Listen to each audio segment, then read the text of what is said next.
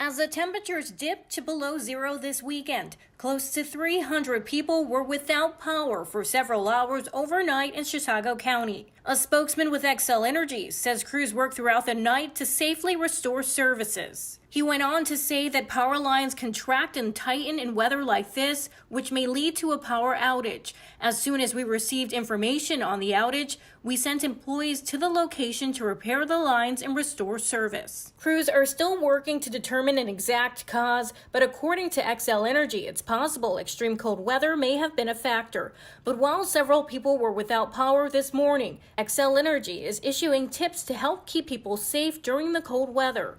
In the case of a power outage, experts say building a home emergency kit filled with flashlights, battery-powered radios, backup phone chargers, and bottled water. Experts also suggest stocking easy-to-eat foods and beverages, storing a backup heating device or generator, and dressing in layers or stockpiling blankets to stay warm until power is restored. In Chisago County, Charmaine Nero, KARE 11 News.